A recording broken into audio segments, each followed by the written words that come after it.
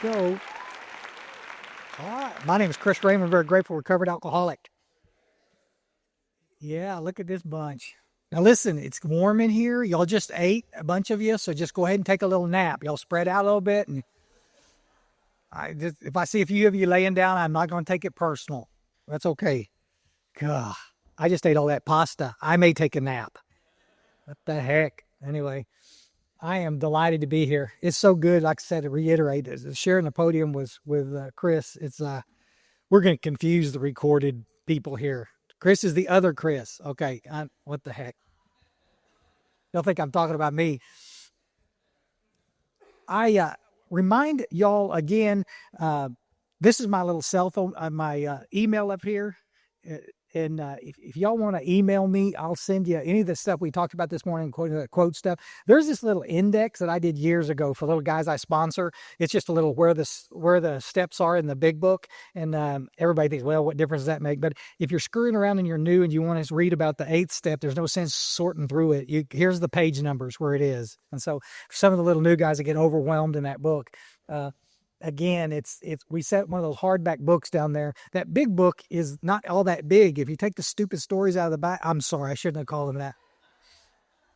If you take the stupid stories out of the back, then you just got the 164, and it's not that overwhelming. But I want to mention because somebody said something about my comments about the stupid stories. Okay, I'm just listening. If y'all ever get a chance, if some of y'all are just sitting around scratching in wintertime, y'all hibernate up here because it's so dadgum cold, while you're looking at maps of Texas and where you're going to move to soon, come on with it. Well, yeah, it's way too hot. And I'm just saying, but you'll die in the heat. But while you're just sitting there on playing, see if you can snag a copy of the first edition big book. Online stuff, you can get them on there, but the stories in the first edition are pretty spectacular. Some of you are nodding your head. You've watched that. If you compare those stories, and these people are wonderful. I know a bunch of the people that wrote those stories. I mean, I'm not taking a shot at any of that. They're all good stories, but the first edition stories were about people's spiritual experiences. These stories are about identification. Okay, I'm just saying it's completely different. So check it out sometimes. And Alcoholics Anonymous has done a compilation of first, second, and third edition stories that they moved around and taken out. And Experience, Strength, and Hope, I think is the name of it. And you can snag a copy of that, and you can get all the different stories in there. So there's some really good stuff in there. So put that over there. I'm talking to I mentioned earlier, I was talking to a lady yesterday that's struggling staying sober, and she's had a little sobriety. She can put together a few days. She gets out of detox, puts together a little time. But anyway, she got this sponsor. I'm not telling you where she's from, but she got this lady, was the matriarch in the group, and the lady just informed her that she's not ready to take the steps yet. And we're laughing and she's dying. I'm with you, brother. I mean, it just makes my head spin when I hear how many times that happens out there. Big Book says, we got to this little spot where we were willing to go to any lengths to get sober. We were going to do this work and you get to make the decision. Bill Wilson in the back, it talks about, we stood at the turning point, and it's like, it's all about working the steps, guys. This is what he lays out the recipe of how to work the steps this is what they're talking about here. So the idea that we're going to help you by telling you to just keep going to meetings. Remember that circle triangle? A bunch of y'all got up and got the little stamp up there. We'll talk about it later if we need to, but I mean, it's like, buddy, it's all three parts. I don't want anybody to leave here thinking that I'm making fun of meetings or I'm saying they're not important. Meetings are as important as any of the other two legacies. There's a legacy of service. You got to work with others in order to get sober, to stay sober. We understood that. But you got to work the 12 steps too. The idea that we're going to let you sit on your butt for 90 days or 6 months or a year before we're going to let you work the steps, I don't know where that comes from, folks. It's just, the closer we can align ourselves with what the big book said, the better it's going to be. I referred to it earlier, guys, and I'm not going to get into the cauldron of debate with you about it, but I mean, you can look at any of the archival material. We do chip sales down in Texas, and Dallas and Houston intergroups have given us chip sale numbers forever. And you guys, I'm sure you can get the intergroup up here that could do the same kind of stuff. It's not scientific, none of those chip sales deals, because there's 1,000 places out there to buy chips. Y'all know what I'm talking about chips up in Texas. We give you a little token. If you stay sober 30 days, we give you a little token. If you stay sober, 90 days, we give you a little token. And it's chip sales. If you stay sober a year, you get a little bronze chip. I got a little 32 one in my briefcase, and it's cool. Okay. In Houston and Dallas, so these chip sale numbers, you could just see this huge drop off. I don't have them in front of me, but the people that come into Alcoholics Anonymous, again, we've never had a problem getting people to come to our fellowship, but to stay to get a 30-day chip, you should see how many drop off. And by the time you get to a year, you're hovering right at 10% in Texas. When this book went into its second printing in 1955, we had a success rate of 75%. A lot of guys coming in, they twist, they leave, they come back in. By the time all the dust settled, they were staying sober. We're not doing that anymore, folks. You should see it in parts of Europe, less than 3% getting sober. Because we're expecting people to come into a meeting, sit and listen to you talk about your dead cat and stay sober. Sorry? Work the steps and then go listen to about the cat. It's important. Oh my God. Oh my God. I get emails from all over the world, people, what's wrong with cats? It's amazing what y'all key on. All right. Chris did such a good job talking 2 and 3 stuff. And I got to say, guys, those page 62 is one of my favorite pages in the book, because it kind of clearly signifies what the problem is. 62, selfish and self-centeredness, we think is the root of the problem. You can get in a fight in certain circles talking about alcohol is my problem. No, see, I can detox like a son of a gun. I've been sober 100 times. Y'all follow? Or I should say dry. I just can't stay that way, because in my own little head, I start to get so uncomfortable in my skin just not drinking one day at a time that I want to come unglued. If anybody in here thinks that we're ever painting a picture that this is somehow about asking you to get on a spiritual path with us so that you're going to have to struggle the rest of your life, you're missing what we're talking about. Guys, I got to tell you, this is about being happy. This is about being successful. This is about making money. This is about doing something cool with your life. This is not about sitting at a table, grabbing the edge, struggling to stay sober one day at a time. It was never intended to be that. Bill Wilson never wrote it as that. We've just taken the message and we've kind of garbled it up to suit whoever wants to share. And like I said, if you want to share your own opinions, that's perfectly okay. I just wish people out there would say, it's my opinion. We're just trying to go with this, guys. I'm 7 years in and out struggling, can't stay sober because I'm doing it my way. I'm working my program. There's the problem. We got one problem. Now, I'll say this. My friend Charlie always thought, he used to say it from the podium, says, Chris is a step technician. I am so not a step technician. Y'all follow? I don't care if you do a 3-column inventory or 4-column inventory. I don't care if you get on your knees and do a 3rd step prayer or stand up, fight. I don't care. I don't care where you meditate. I don't care. The problem is not that we're working the steps incorrectly. The spiritual path is way wider than that. The problem is that we're not doing it at all, because again, we think our case is different. If you'll just do it, Big Book says we're going to do it in our own way. Put your own spin on it. I'm going to ask you to do the things. Adhere to what the Big Book says as close as you can, and hurry up. I get people all the time. This is not a race. Yes, it is.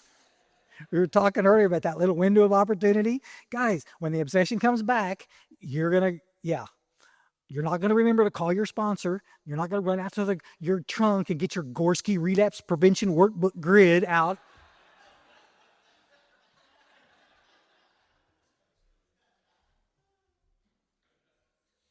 Ever. You're going to drink. That's what we do. Stick with us. Books, we do this little 3rd step prayer, and then the next paragraph it says, next, we launched out on a course of vigorous action. There's 2 places in the steps that we're going to lose you. And it's between the 3rd and 4th step. While you're messing with the 4th step, as I should say, the 3rd and the 5th step. And then after we do a 5th step, between there and making amends. We have a tendency to lose you out. Bill Wilson, when he wrote this stuff, he talked about, and Joe and Charlie was great ones when they were talking about. They talked about working the steps 3 through 9, all in one. It's all in one. We teach it's compartmentalized. I do it in treatment. I do it with the guys I sponsor, but it's intended to be worked all at one time, so you can get the whole effect of what this thing is about. Get it and finish it quick. Everything that we're going to talk about today that Chris was talking about, and after I finished, everything we talk about is basically pointed to the little newcomer. Here's this little new guy right here. Obviously a newcomer. No, he's my brother. We're focusing this on the newcomer guy. Tom's been sober since Guy was a little boy, and he can take all the time he wants. If he wants to do somebody said an 84-page 4-step guide on my desk. I used to have it. I'm looking for it now because somebody called my bluff. Where is it? And I'm looking for it. I can't find it, but I've got it because I remember it just was shocking when they threw it down on my desk and and it's like 84 pages of a 4-step guide. Now, I don't know, 7.5 pages, I think, is in the big book, where I don't know but if you want to do that, multiple years of sobriety, you want to have a different experience, man, do that. There's so much cool literature written out there about the different ways of studying and all this. There's some great books on 6 and 7, and Bill Wilson understood with a newcomer, we couldn't ask them to do a bunch of complicated stuff. Let's just keep this as simple as we possibly can. All right, my old sponsor in my lineage, there's a guy named Paul. He used to say, keep it simple doesn't mean keep it stupid. It's just pretty simple and direct, and we're going to get this thing done. You're going to have an experience guaranteed. One quick thing before I go on, because I got a bunch of atheists out there cussing me. The secularists out there, it's just, we hate Chris Raymer. Okay. I love every one of them. I don't have a problem with an atheist in the world. I never worked with anybody that hated God, that worked the steps, that didn't get taken to a different spot. I didn't say they'd be on the front row of the Baptist church. I have no idea what they're going to do. I guarantee you there's a path for everyone. And in their wisdom, and Bill Wilson and Dr. Bob, just exactly what Chris was saying, we got taken to a place up there where it's open and roomy for anybody that wants to come. There's this old speaker from Florida named Sandy Beach, long passed away. Can you imagine living in Florida and having a name Sandy Beach? That is the coolest. I don't know what to tell you. He said in one of the books that he wrote, he said, you don't have to find God, but you got to look.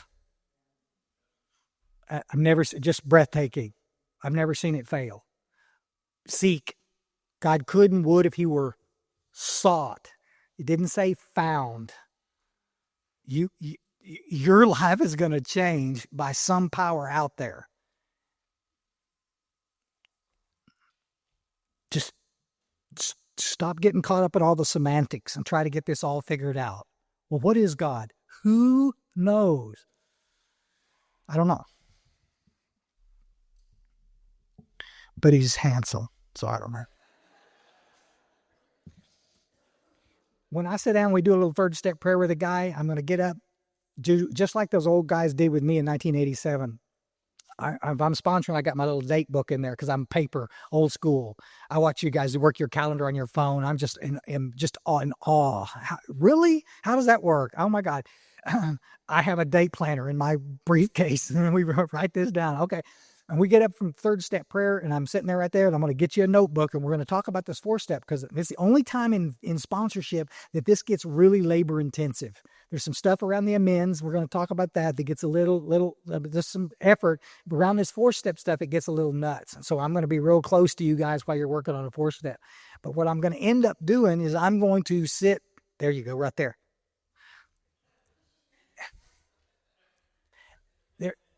There's gonna be a little time limit on this. So I'm gonna sit there. If I give it to you today, this is a Saturday, and okay, so next Saturday we'll do your 5th step. Well, I got to work Saturday. Okay, we'll do it Sunday. Well, I'm thinking I'm not gonna be able to get it done. Okay, bye-bye now. You go find another sponsor. Bye-bye. Bye-bye. It's the number one place that we lose you guys. We let you do a 3rd-step prayer. We call it the Texas 3-step. 1st, 2nd, 3rd. 1st, 2nd, 3rd. Fall in your butt every time. It's like Nowhere in the book does it say if you do a 30-step prayer, you're going to stay sober. It says next we launched out on a course of vigorous action. That's the stuff that's going to get us firmly implanted on this spiritual path of and get connected to a power that we may not even believe in. How cool is that? Let's just go a week. That's all we're going to do. I give or take a few days, guys, but come on. If I give you 6 months, 5 months, and 29 days, you'll be at home in front of the TV writing like a sumbitch, just writing because you had all this time to mess with it. Quit. I'm going to simplify it for you. We're going to make a list of who it is. People, institutions, and principles. Y'all got it? People. Easy. Institutions, groups of people. Are you mad at the banker at the bank, or are you mad at just the whole damn bank? I'm mad at police. One particular police or the whole institution? Because it's got to be specific. If we get wishy-washy in this first column here, we're going to lose it in the fourth column. You won't be able to stay connected on this. It's the same thing. Principles or belief systems. I'm a little political junkie. It's gotten where I can't even turn TV on anymore because I'm just crazy around it. I go down every little rabbit hole there is, and they're killing us out here. Okay, but some of those beliefs separated me from half the people on this earth, and it's like, I gotta be careful around that nonsense. If it's, put it down. Some people have lots of principles. Some people don't have many at all. We just put it down. Again, you can't see this up here, but I'm doing it just to keep me on track. Who the person is, cause, I'm old school. I get a little notebook, write it up there. If you want to go online and get some downloaded, forms and do a little check mark, I could care less. There seems to be some pretty good ones out there. I don't care. Pen to paper is what it counts, though, guys. You're not going to just get it up in your head. I'm sorry, just sitting and writing about this. My experience too, I'm going to mention to this, is that I have a better chance of finishing this if I will sit down and write this all at once.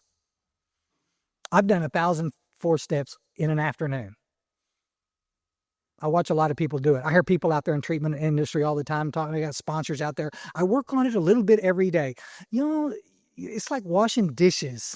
You know what? You're going to wash a cup today and then dry your hand off and go watch TV or whatever. And then come back the next day, wash 2 spoons and then dry your hand. Just finish it. 15 minutes later, you're finished. This is not a numbers game. I'm going to go right back to this. I used to have a counselor that I worked with a billion years ago. It didn't take us long to run him off. But he was telling the patients, if you don't have at least 600 names on your inventory, you're not being thorough. Some of you are nodding your head. See, you get the same asshole. Okay. 600? What? You hated everybody you ever met? I know what. Who are you, Damien? Little Satan love. I mean, I don't understand. My deal is this, real quick, guys. If you think about the person, if you haven't thought of this person in 20 years, don't waste your time putting it on a 4-step. This is not a therapeutic exercise here. This is an inventory. Free to disagree, guys. Read what the book is trying to say. I'm trying to get the things that have been blocking me from the sunlight of the Spirit out of the way. My anger, my resentment is what's blocking me. You get in a bunch of fear, you will not be able to experience the sunlight of the Spirit. You get me in some financial fear, I guarantee you, but I'm not looking at that smiling little baby in the airport. I'm not looking at that beautiful moon yesterday. I'm not looking at anything. I'm just toned in. This is what we got to write about, guys. We just got to make sure that we get this stuff on paper so we can deal with it. I would rather see you little guys in this room working on your inventory, maybe for the first time. I'd rather see you get 10 of the top 10 worst resentments you got, finish the work on it, and get some freedom around this, than to sit there and work on this thing for 6 months, putting things down. I was in Atlanta, Georgia, doing a talk one time, and this guy came up after the meeting, and he said, I could see him in there, and he's carrying all of these goddamn notebooks, and I said, this is not going to be good. I don't know what I'm going to come in here, and he says, listen, I want to explain this to you right here. I had this inventory, and I had 1,500 names on this inventory. If you'll do an inventory with 1,500 names, God will remove every bit of selfishness and self-centeredness out of your system. And I'm looking, and there's 200 people waiting to shake my hand so they can go smoke. And this idiot wants to show me an inventory with 1,500 names on it. The most selfish, self-centered person in the entire room. All right. I'm hoping y'all are understanding. Sorry about the sarcasm, guys, but come on. Jesus. If you haven't thought of them in years and years, don't put them on the inventory. I want to get the ones that you lay down in the bed at night and you start thinking and rat caging this stuff. Those are the one I want to get out. There's a great quote. This is not in the big book. Some of you little scholars / meth addicts, y'all will be up all night long looking. Y'all will be up all night long looking for this. It's not in the big book. Marianne Williamson quoted it ages ago. The spiritual meaning of every situation is not what happens to us, but who we desire to become because of what happens to us. Did you get it? It ain't what happens, guys. It's who we become because of what happened to us. It's not the bad thing that changes us. It's getting through the bad thing that allows us to go out and help all the other folks that are having the same thing. It's mind-blowing how God uses us once we get past this crap in our life. It's what a blessing. The miracle of that. You're not going to be punished for your anger. You're going to be punished by your anger. Some guy named Buddha, I don't know who the hell he was.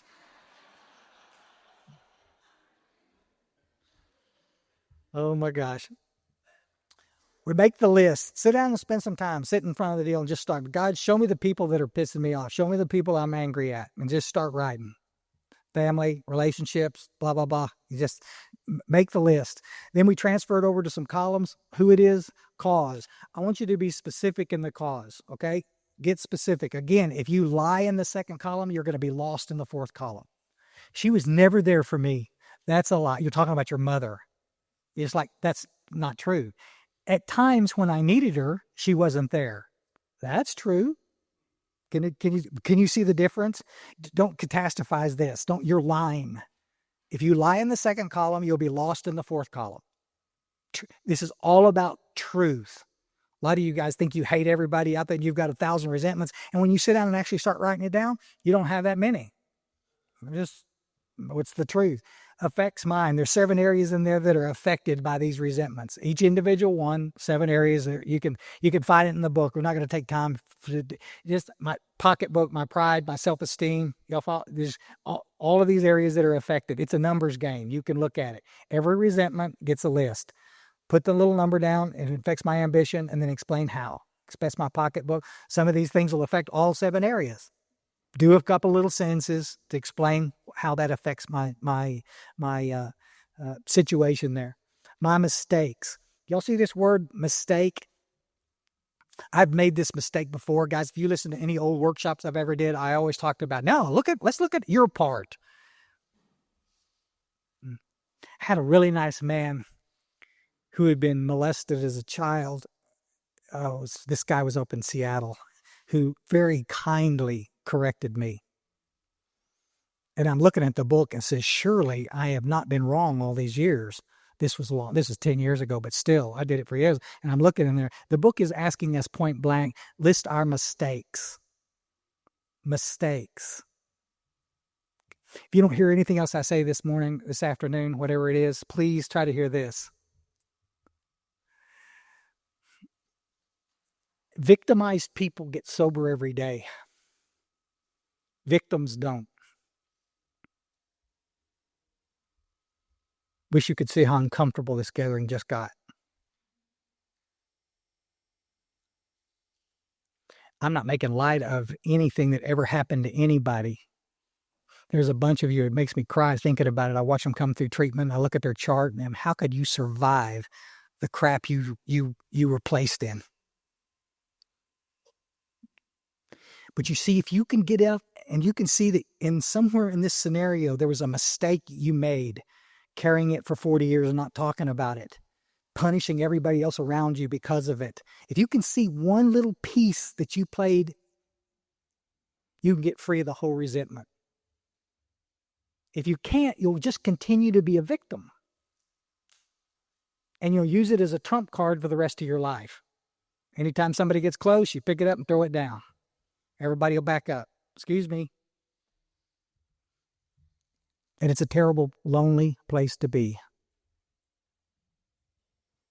I'm going to repeat myself because I don't want anybody to leave here thinking I am not making light of this. I'm not saying get over it. Come on. I'm saying see the mistake you made and move on. Y'all groovy? The courage it takes. I'm going to tell you guys, this is exactly what we were talking about. Chris was talking about it earlier. There's so many of us. We get the instructions. We look at this. I want to get sober more than anything in the world. And then when it comes to this, we balk. We stop. Nobody said it was going to be easy. The book says a price had to be paid. Oh, means we're going to have to look at ourselves, not everybody else. In this fourth column, we stop. There's a little place in there where there's a demarcation. That sick man prayer is over on. It just says we're going to stop now. We're going to stop looking at our stuff. And we're going to start looking. We're going to stop looking at their stuff, and we're going to start looking at our mistake, and then we can get free of this quick and fast. The devil's going to be in the details in here. So, because when you're writing it down, remember this is an inventory, and it's not this long narrative about what happens. If in this second column you've given me more than a sentence, maybe 2 sentences, I'm going to stop you. Because if you notice what you're doing is you're trying to justify why you're pissed at this person.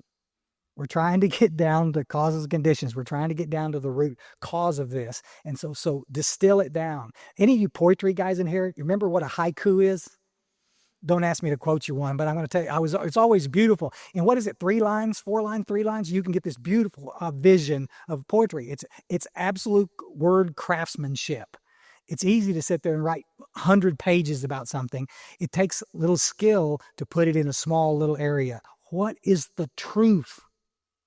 That's all we're looking at. You got it? Resentment inventory. You jot them all down. You get that knocked out. Fear inventory. Book is asking us 2 questions. I see forms out there. It's a 5-column. Book is asking us, what's the fear and why do we think we have it?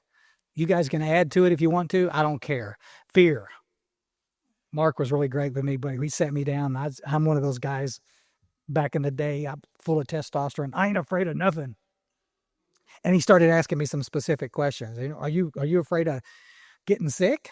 Well, everybody's afraid of getting sick. You afraid of being poor? Well, this is ridiculous. Of course, yes. You afraid of women? That's a cheap damn shot. Well, maybe a little bit. And he goes on, he says, Chris, why don't you just make a list of the things you're not afraid of, and it'd be shorter. Little bunny rabbits? Okay. God dang. Fear inventory, 2 column. What's the fear? Why do you think you got it? In the fear inventory, it says, wasn't it because self-reliance failed us? Basically it. See the list because you're gonna need it. Sex inventory. Sex inventory is not about sex. There's 9 questions the book is asking us specifically to answer. Where did we unjustifiably arouse jealousy, suspicion, and bitterness? Where were we wrong? What should we have done instead? It's asking us specific. Guys I do 4 steps with, I'm sitting down, we'll do a 5th step, and they get all excited. They get all this by, and they're sweating bullets. Oh my God, this is bad. And it's, oh yeah, now we get to talk about the girls. Let me tell you. And then they start giving me this laundry list of all the crazy shit they did out there. Stop. I'm not interested. I could give 2 poots. I have taken several guys I've sponsored and stopped them dead center. You're going to do the sex inventory with a friend of mine, my wife.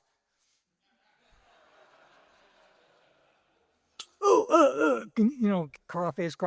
Guys, if you're doing a sex inventory the way the book is asking you to do it, I could sit down with my sister right here and do a sex inventory, and neither one of us are going to blush. I could do a piece with her, neither one of us are going to blush. I don't care how many. I don't care. How did you treat the opposite sex? And I guarantee you won't be able to look at another woman in the eye for a while after you do that, when you realize how you treated them, and vice versa. It's pretty telling. We try to shape a sane, sound sex ideal from this inventory. All the mistakes I've made in these relationships, do y'all understand it? It was 1,000 girls. It was the same thing. I just keep repeating myself. I don't know why these girls, they don't stay with me. Because you're evil to the core. What the hell? All women are the same. No, you treat them the same, so you're getting the same response. Nobody wants to be treated like a doormat, and that's exactly what you're doing. It's nuts. Write this stuff down. You're everything's going to change. This whole thing is about change. Yeah. It'll.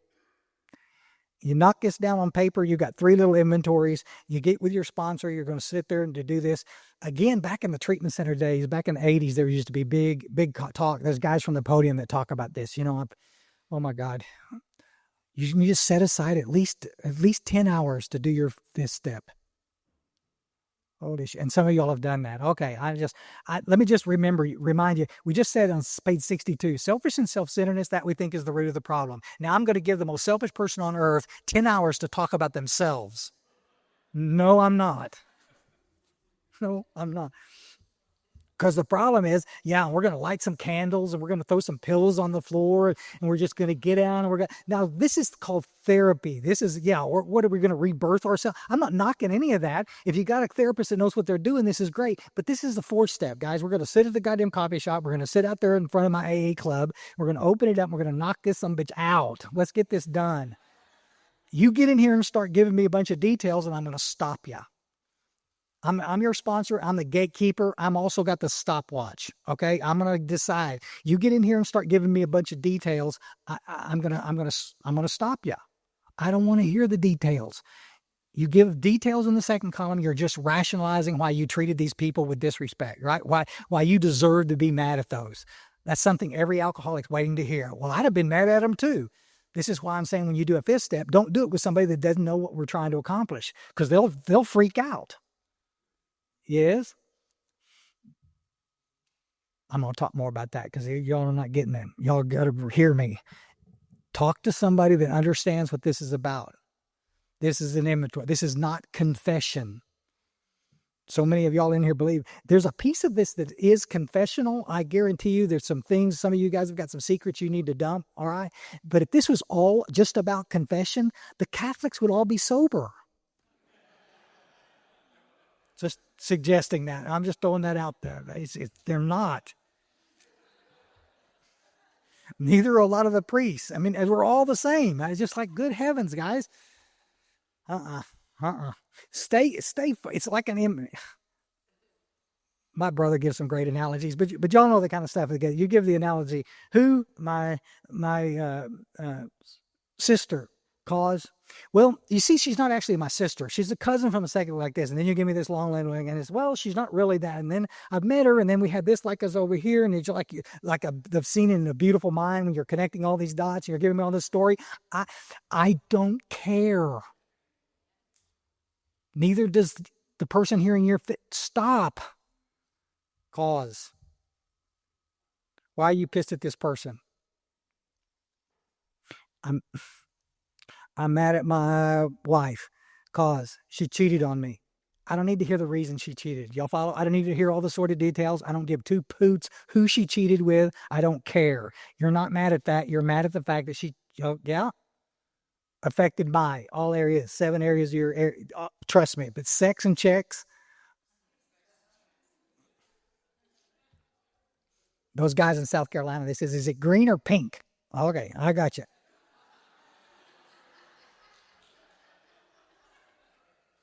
South Carolina guys. There's some good guys. It's the only place in the States I actually ever needed a translator. What is up with that accent? Oh my God. My mistake. I get to look at this. My mistake. She cheated on me. It affected all areas. My mistake. I just ruined her life. She was married to somebody that was never present. They put her through untold financial distress. She didn't leave me. I chased her out of my marriage on the front of a Mack truck. I get to see it. Does that say it was right for her to cheat him? No, I'm not judging anybody here. I'm just saying my mistake was I stayed drunk through the whole damn thing. She never saw me sober. What the heck? Guys, we get out of the judging business here. You start seeing your truth in the fourth column. You stop being the judge. None of this is about judgmentalness. That is what you're going to find in that fourth column. I'm the most judgmental. Guys, when the book is saying on page 62, selfish and self-centeredness is about being judgmental. I think I know what you should be doing. This is about mercy. And I'm going to get taken to a place where I can start granting people around me the mercy that I so desperately ask God to grant me every morning. It's unbelievable. Knock this son of a gun out, guys. A good fourth and fifth step stuff take a few hours. First time through, 2 or 3 hours at the max. If you're doing longer than that, you're talking too damn much. And I got to tell you real quick, guys, because I got to make some tracks here. We're going to go through this, and I'm going to go next. I'm mad at my boss because he fired me, okay? And this was my mistake. I came in drunk. Okay, next. We're going to the next. Y'all, I was molested. This. Oh my gosh, this. I see my mistake in this deal. I whatever. Carried it around forever. Didn't help it. Didn't get the help I needed. The mistake I made. Okay, got it. Next. We're not going to sit and talk for 2 hours about that? No, we're not. Guys, I'm a huge fan of therapy. Find a good therapist that knows what to do with that and talk, get it all worked out. But we are not going to learn about the light by constantly analyzing the dark. And a lot of the damage that we do in recovery is we sit here and go over this stuff and over this stuff and over this, and we never get through it. We never get past it. Can't help anybody if you can't get past it. Do y'all see what I'm saying? It's just real quick. We're not therapists. We're not counselors. If somebody brings something up in a fourth step, in a fifth step, that I don't understand or that I think they need additional help with, I have a list of therapists with me.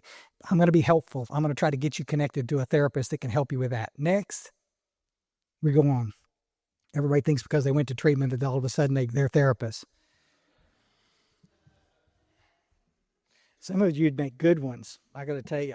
From this inventory, when I sit there and do this fifth step, we do a little fifth step prayer. Then we get up, and while I'm writing, I've got a little list, little legal tablet there, and I'm writing my 6-step character defects down while they're talking, and I'm writing a little list of 8-step list while they're talking. So while we're going at this, I'm writing some stuff down. It also gives me a place to draw a little issue ran on there, little pictures, to keep from being bored out of my mind. Guys, after y'all have heard 2 or 3 fifth steps, you've heard about everything you're going to hear. I don't know. Listen, you can hear it. Not mine. Okay, I know you're different. But I'm sitting there listening to this stuff because the book says, an hour later, we do the 7-step prayer. And I'm going to need that list. And again, we do it in meetings. Okay, well, we're going to get on this 6 and 7 next week.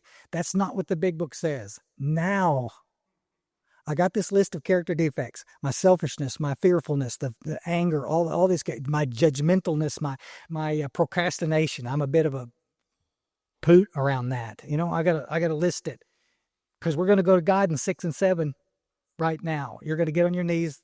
I'll let you do it by yourself. I'm not going to watch you.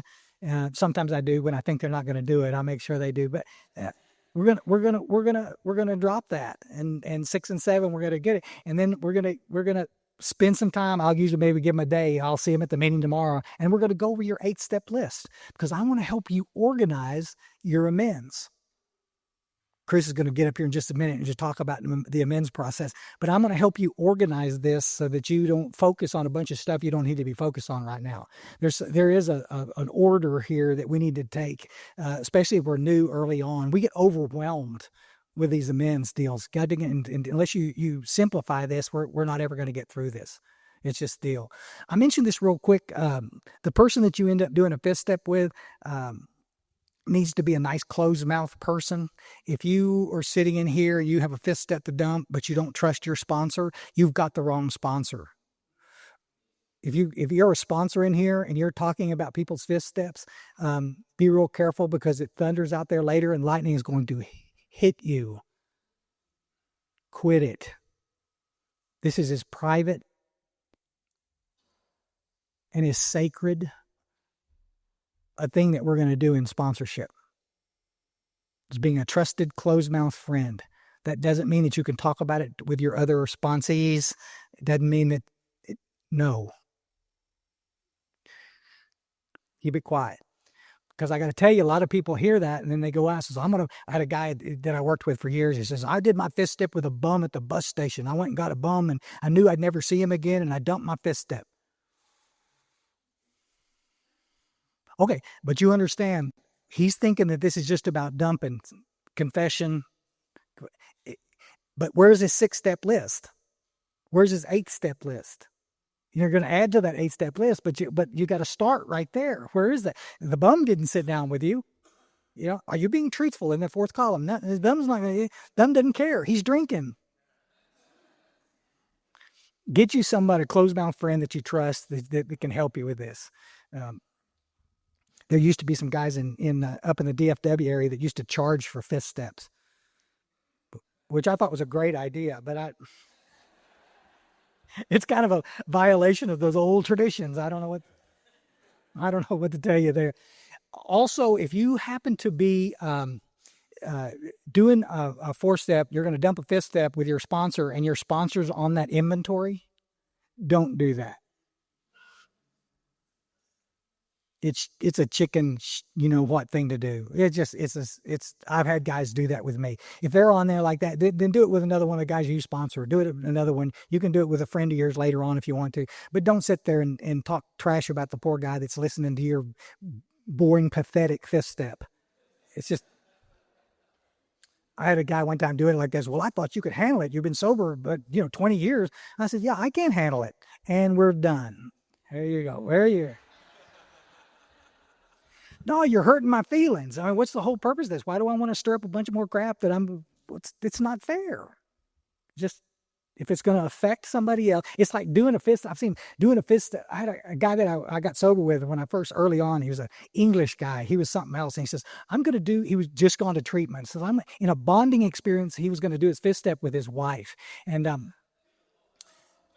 And that's exactly what the group did. He announced it at a 6:00 AA meeting, and we all went, oh, shit, this is a really bad idea, brother. We don't think you ought to do that like that. He says, yeah, I know, but my therapist thinks it's a good idea. Y'all think I'm making this up, okay? And so we didn't see him the rest of the week. He didn't come to the meetings on the weekend, blah, blah, blah. Monday at 6:00, he came back in. He had his arm in a sling. And he had a big old black eye. This little lady had whipped his butt. She was affected by what he said in this 4-step. Selfish and self-centeredness, that we think is the root of our problems. Y'all got it? Don't do that nonsense. It's pretty simple, guys. The same stuff. If you got any specific questions, y'all come find me. Thanks so much. Yeah.